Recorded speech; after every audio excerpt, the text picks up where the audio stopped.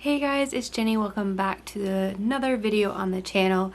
So for today's Spoonie Confessions, we are going to dive in deep into talking about working and not working and how we handle that conversation with those outside our little group, our family, our friends who kind of know us, talking to outsiders about it who know nothing about us, and how we handle that conversation. And yes, also, I did dye my hair. It is nice and dark.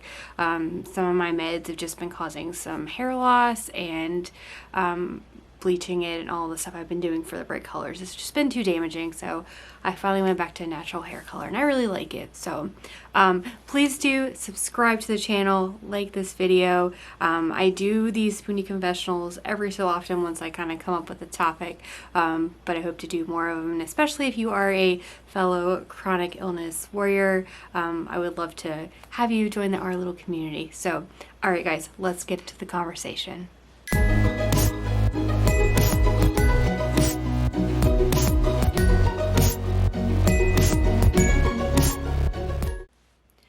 Okay, so I had an experience yesterday. I went out with a friend and met up with some of her coworkers who I've met one of them before.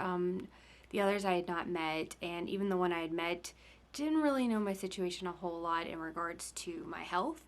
She did know about my heart condition, but that was when I met her several years ago, and I was in a very different place health-wise. Right now, I am not working. I stopped working last year, initially due to COVID. My cardiologist recommended I stay home because it just wasn't safe for me to be out because I worked in a restaurant.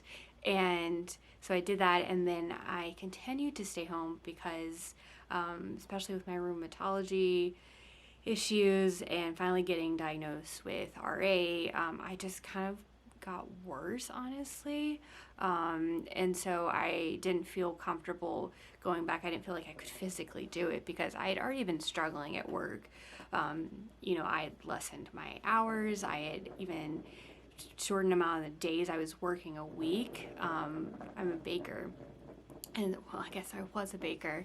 And so I just couldn't physically do it. And I'd already been, again, shortening my hours and stuff. And so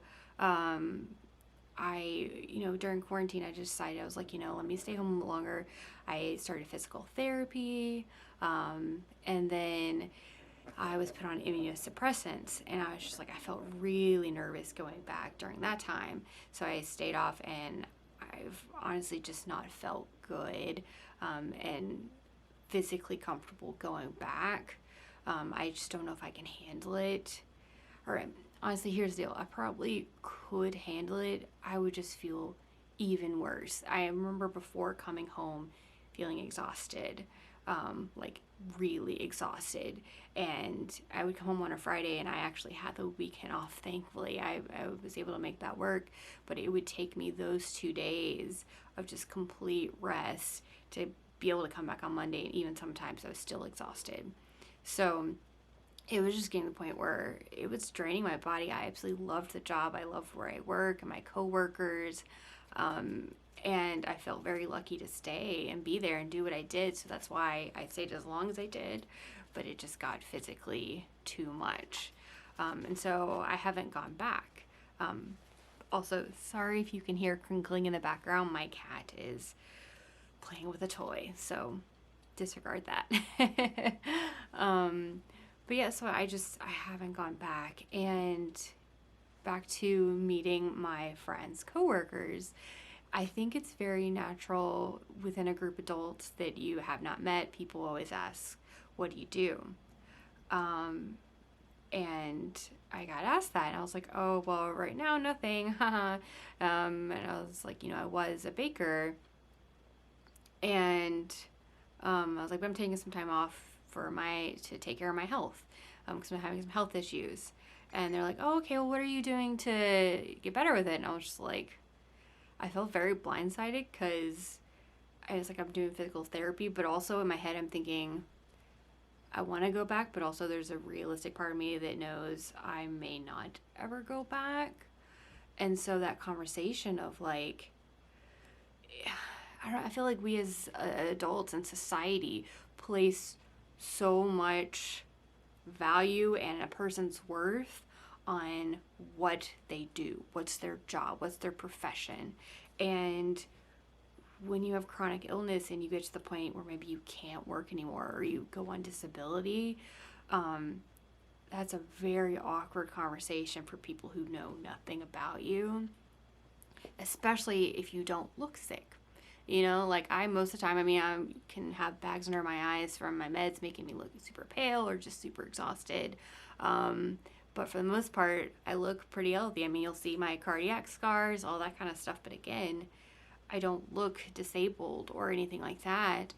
But I'm still not physically in a place to be able to work. And having that conversation again with people outside of your little bubble that know you, um, it's really awkward. So I'm curious if there's any of you guys watching who've experienced something similar. Please comment below how you handle it, because I was just kind of like, she was like, oh well, what do you do during the day then? What on since you're not working, how do you fill your days? And I was just kind of like, at first I was like, nothing, which was like joking, but also many times it's like I'm literally just resting because I feel terrible. I feel sick or I'm hurting or whatever.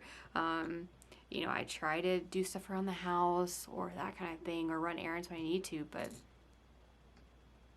sorry. Miss Dottie girl. Here, I'll show you. Look at this little rascal. She doesn't want to be held. She's who making all this noise.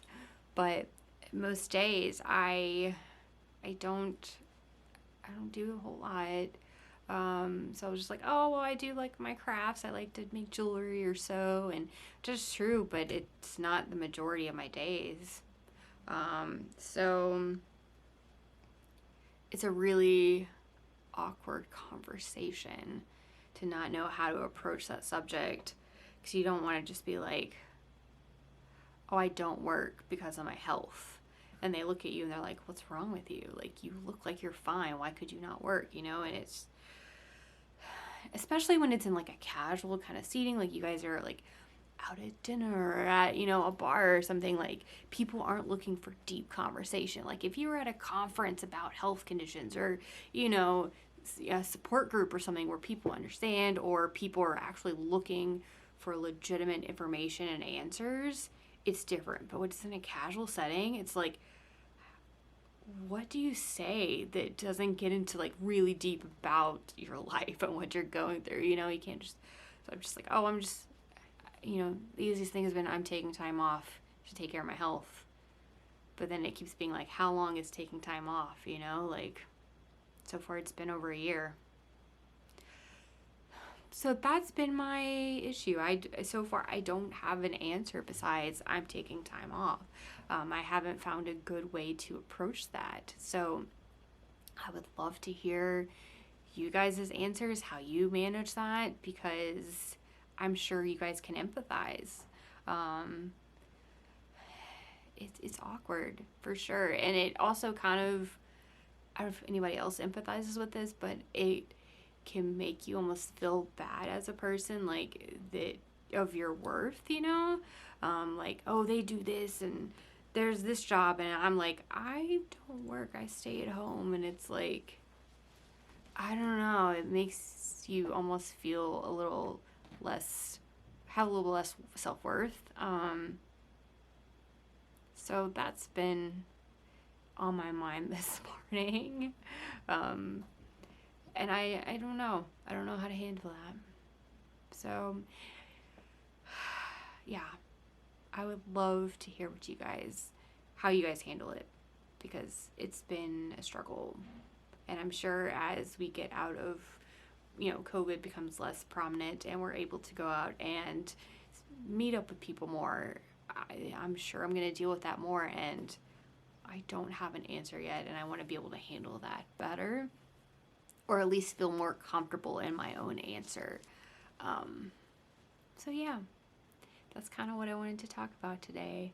I hope you guys enjoyed this and it was some benefit, or at least, even if you also don't have an enter, you empathize. Please comment that as well, so that way I just don't feel alone in this.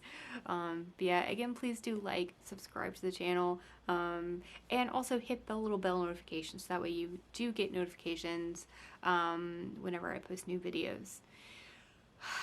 Yeah, that's it. All right, love you guys. Hope everyone is doing well and you have a wonderful day. See you next time. Bye.